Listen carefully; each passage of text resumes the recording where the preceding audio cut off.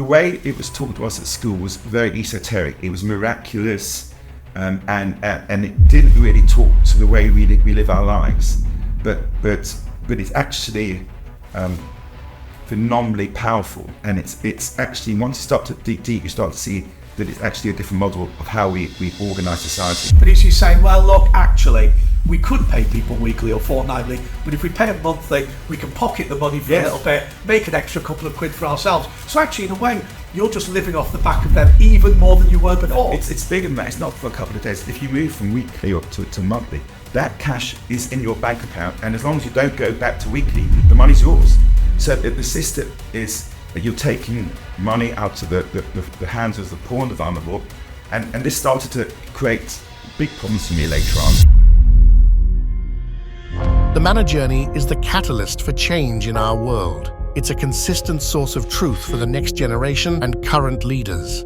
Our mission is to change the world by reframing our current governance, by using ancient wisdom to solve modern problems, and by shaping innovative new businesses to have a culture of pursuit of purpose.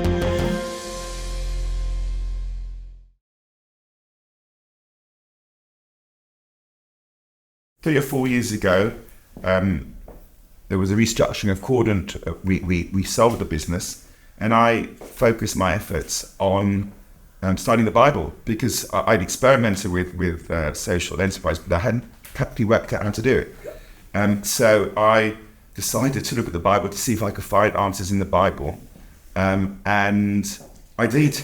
I think I found, based on looking at the Bible with it. But you always had the Bible with you. You always studied it. So why suddenly, when you leave Cordant, did it become something different? Because when we studied the Bible, we didn't actually study the book, 5 books of Moses and scriptures. We studied what's called the Talmud, which is later discussions between maybe 200 and 500 of the Common Era. Whereas what I've done is I've gone back to the original text 3,500 years ago, and looked literally without any noise. In the same way as in business, I would cut out the noise. I would just look at the underlying problems. If I wanted to find a problem to a legal issue, I wouldn't go to the lawyers. I would actually go to the law. So I did the same thing. I went straight to the actual text itself, and started to use the skills that I was developing together with the specialist, but also the business lens. And I realized that there is something which is referred to in Deuteronomy as the commandment, the definitive article, which I worked out eventually is actually remembering the manna. And there's many references to this in Deuteronomy. I said, well, it's all pointing at this commandment, which actually is on the tablets of stone, which includes the 10 Commandments as well.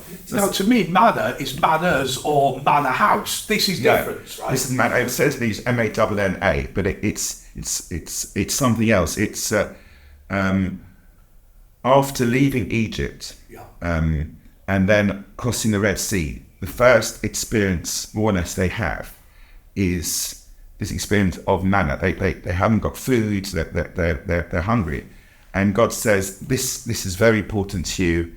I'm gonna feed you and manna, and manna is not just the food. It's actually educational. It's a concept that we have to explore.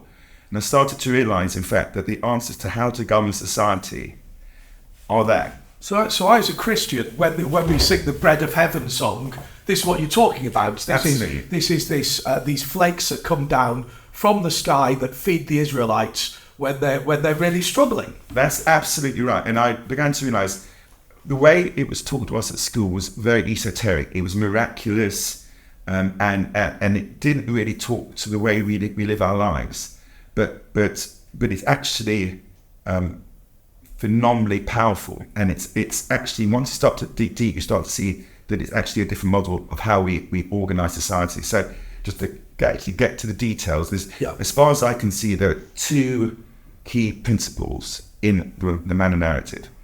I think they have massive application. The first thing is the Hebrew word is Devar Yom B'Yomo, which is translated as the matter of a day on the day. Right. And that is depicting a completely different model of how the world. So when the manna comes down in the morning, you collect what you need on that day. Yes. You don't look about. You don't keep multiple days. No. You just make sure you deal with your own need rather than be greedy. Absolutely right. The first thing is each person takes what they need, not what they desire. So they look at their own family, how many children, how many adults, and they take an amount for the family. So it's about needs, not desires. So instead of what we have today, which is I make as much money as I can, let's just hoard as much as possible and just waste it. It's all about ensuring that everybody gets what they need, yes, and not going over the top. 100% right. So the comparison between Egypt is very profound. So the same word, Tavayo and Biomo, the quantity for each day on that day is there in Egypt, but it's actually for bricks. So Pharaoh says, you are going to produce this number of bricks every single day. He takes the straw away from them. Yeah. And he says, you've still got to produce the same quota of bricks every single day, which is, in our world, it's production, it's GDP. And what that creates is a society where everybody's trying to produce more and more bricks, not for themselves, because the bricks are for the king. Yeah. To produce storehouses, whatever. So that change from a focus on just producing more and more of stuff for a king, for a big chief executive or big shareholder, which is what happened in Egypt, moves away from producing as much as you can, which we may call GDP, gross domestic product, which I know is complicated, but it's production more and more, to you have to meet the needs of every single person every single day. So what the production of bricks did is it people stop trusting each other. You see in the story in Exodus 5 that they actually start bullying the taskmasters, bully the best way is the capos, the people that the foremen who are actually Israelites. So they get beaten up and they end up falling out with the Israelites because they're trying to produce more and more. Yeah. With less and less, because there's less straw, there's a limited resource, there's no straw, and it's impossible. And you end up. But that feels like today, right? Doesn't it? Because what's happening is, I was watching a program about food production, and they were saying that rather than making proper tomato puree, what you can do is get tomato juice and mix it with starch. And of course, so you're getting the same thing for cheaper, but it's making life worse and worse and worse for people. It's exactly what I had to experience in the customers we supplied in a warehouse. So there is productivity base, you've got to pick as many as, and what about the old people who are walking around slower? They can't pick as much because they can't move as quickly. Yeah. And therefore they end up with less money and less food because of their age. So, and that's going to create social unrest because the system isn't looking after needs, it's looking after the needs of the shareholders who want and everybody becomes a robot within the system. It becomes a robot, and you have people who can't put food on the table, people who can't actually buy a home. But in the story of Exodus, it's also true to say that the Israelites were not jumping for joy about manna. They preferred the food that they had back in Egypt. Yes. And I suppose that's what freedom is. You can't build a decent society until you all muck in together. Correct, and it's tempting to, because as you suggest, that they had cucumbers and fish, they were given food, but they were just not. They were enslaved. And they were producing bricks, which was meaningless, and there was social unrest. But because they got the food, a bit like the iPhone start, we feel lonely that I've got a phone, I can buy whatever I want from Amazon, which you then start retail therapy, start buying things that you don't need with money that you don't have. And that doesn't lead to happiness at all. So what you're saying is effectively we've exchanged community, we've exchanged family for consumerism. Yes. So okay, I'm not happy. I'm a slave. I don't have a house, and I don't have a decent community. But I can whip out my phone and buy a new packet of t-shirts. Absolutely right. And you think that's going to make you happy, and it doesn't. So what the manner is saying is every day there should be a system that is daily, which is a beautiful system of flow, which means that everybody's making sure that everyone's needs are met every single day. Now, what does that mean in the real world? It means that let's say I work today. Now, clearly later on in the Bible, it makes it clear that you pay a worker on the day.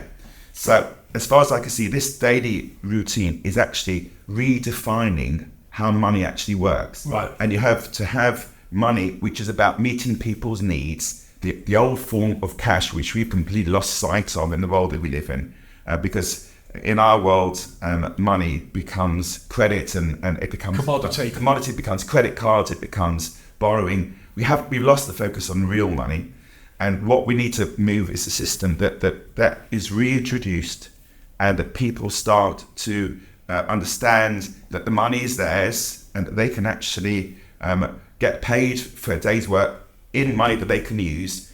Whereas what we did, I'll be straight with you, is the incentive is to pay people later.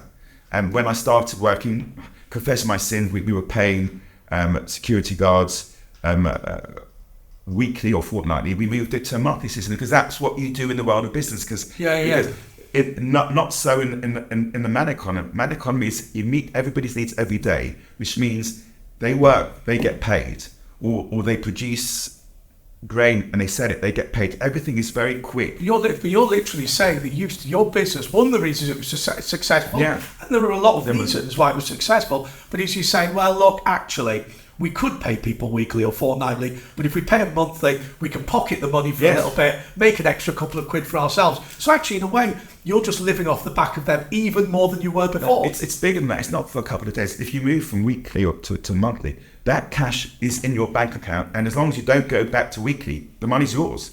So the system is you're taking money out of the hands of the poor and the vulnerable, and this started to create big problems for me later on. Because morally, there's no question about it, because people on that scale have to put food on the table. And if they are not able to do that, they go to payday lenders and end up paying ridiculously high interest rates. So it was a system that I was drawn into. It's amazing, actually, when you say that. So if I get my head around it, what you've done now is you've started paying them monthly in order that you can pocket the interest, and they're paying payday lenders 50 times as much interest in order to mitigate that problem. That was the world that is involved. Now, I was part of it, but I'm delighted to be out of it. And that there is another way where everybody gets paid for the work straight away, and then use that money to meet needs. So you can imagine money flowing around the system because it flows much quicker, and credit goes. So there is need for credit, which is the second rule. So the first rule of the Manna economy is meet everyone's needs every single day, which creates a flow of people being concerned with other people. We discuss exactly how that works in due course. But the second rule is the rule of the sabbath, the rule of letting go. Because in the real world, there will be a need for lending, because the state, the agrarian economy of Israel, you only produce food from the beginning of the year for the first 6 months, because that's the way the agrarian economy works. You don't produce food the whole way year, it's seasonal. So you have 6 months of production, then you've got 6 months of no production. Therefore, in the system, you've got a natural problem of 6 months. What to do for the other 6 months? And therefore, you need the principle of lending, but the biblical model is beautiful in its sense that the lending is designed to avoid people becoming slaves. So this is the biblical model of lending, which is no interest, literally no security. So you don't take people's houses if they don't pay, and debt forgiveness. Now that is a radical model of how you can actually use lending, which is not the same as cut money. You use lending, but use it to look after people. Well, hang on a second. Right, so I just want to think about all this, but you're saying to me, first of all, credit in of itself, mortgages, interest, payday loans is slavery in of itself. Yes, that's what it produces. And what we're saying is, everybody gets paid on the dot. So with money, which they use to buy things that they need. So immediately it's a completely different world where suddenly people are not exploited. They're not having to borrow huge amounts from credit cards. In fact, in the model, no mortgages, because the debts are waived every 7 years. And therefore, what's the point if the debts are waived? Because the purpose of a debt is not to look after the wealthy shareholders or the creditors, it's to look after people in need. Now, instinctively, Philip, I recoiled in horror and thought, no mortgages. Yeah. But I will admit one thing. we talk about ourselves as a home-owning society in Britain. That's not really true. Most young people without bank of mum and dad have got no prospect of buying a house unless the system radically changes. Absolutely, and we need to think through it carefully. But the answer is, it's a myth to think that we have to have mortgages, because we don't. The houses are there, and we are accumulating more and more debt. Instead, now we have quadrillions of debt, and it's all futile. So take, for example, we discussed this in the past, the concept of derivatives, which is options and forward contracts. Futile, no purpose at all, but quadrillions, huge amounts of money are used because we haven't got the Manna principle that you actually meet a need. Money can be used for anything. But the problem with derivatives, of course, is that if I make money off them, then I get to keep the money. But what you think is somebody else loses. But that's not true, is it?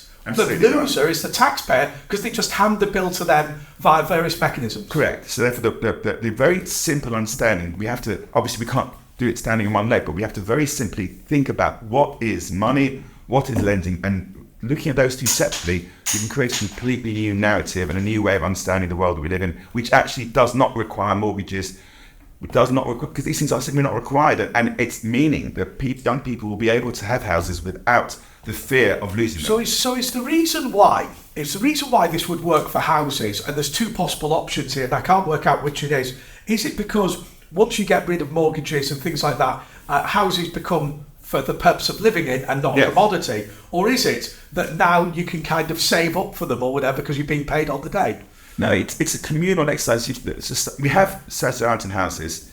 If the labour is used to produce those houses, it requires in our time a lot of labour. So no one's ever going to be able to repay it if they just get paid a basic income. So you just say to them, you need to live in a house because you've got family, and therefore that house will be provided by society. You have to work, you have to look after your family, you have to maintain it, you have to provide food and everything.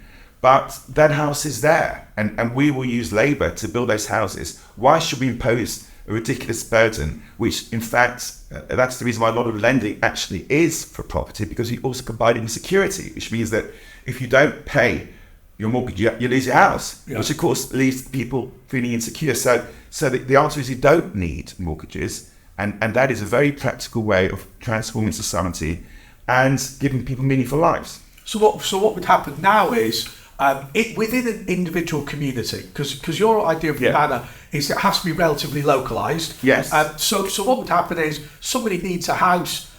They would be loaned the money to pay for the cost of construction of it, and then just move on. No, and they have in 7-year period debts are waived communally at the end of 7 years.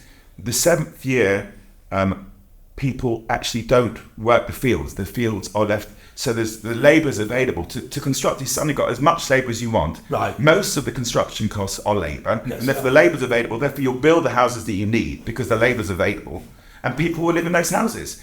We just have created this myth that you have to have this massive debt. You don't need it. You can build the houses without the debt. You can actually, and as long as people are living, have the need, you give them a house of the right size, and they don't need a debt. So amazing, actually, my dad built a house. And he actually built it on credit cards, believe it or not, which is the antithesis of what you would like. But that's not important. It was just because he couldn't sell his old house and he just found a piece of land. But he built a very large house for £150,000.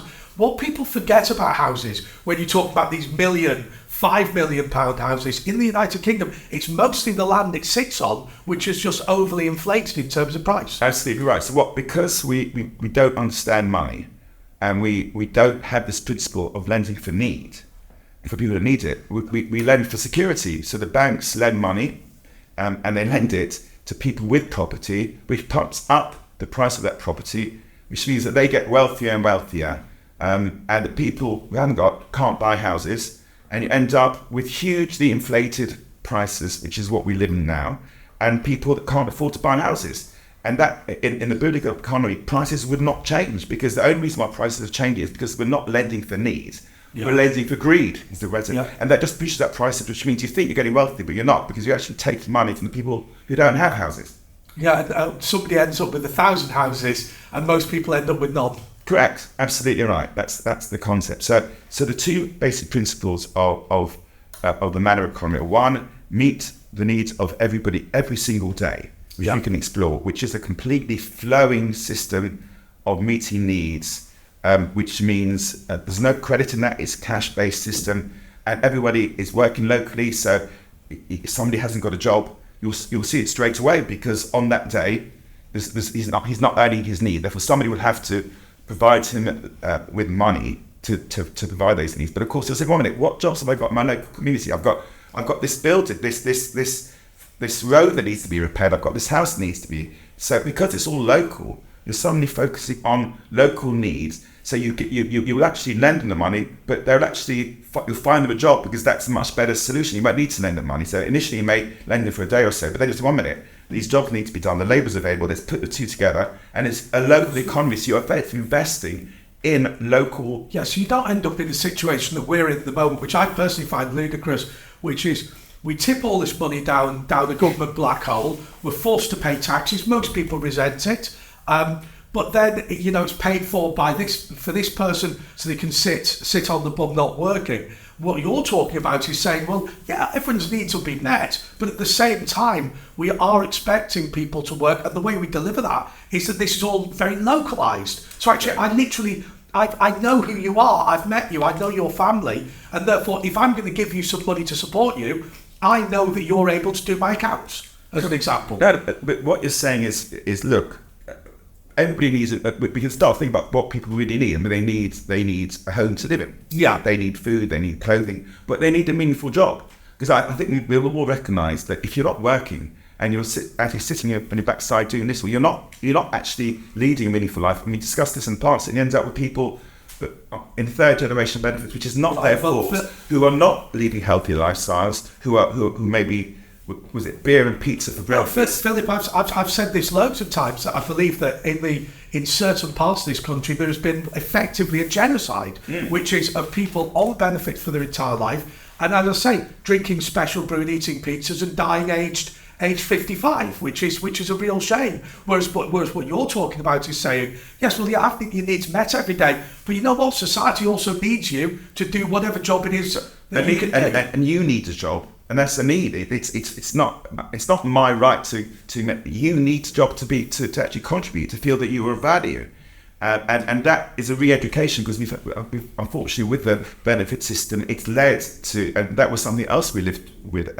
in the business, where many of our people were actually people who came from overseas, because the benefit system is so generous to people that they would earn less on a living wage than they would earn in benefits. I don't blame them, because. No. But that is not a sensible system to have. So you have to. But you're also then sat in a situation where you're saying, well, we've now condemned these people to poverty. I call the beer and pizza problem. Other people will call it different things. We've condemned these people to poverty, but amazingly now what we need is an even worse paid labour force to replace them in the labour market. And those people are also exploited, because they come from overseas. They leave their family. They don't understand.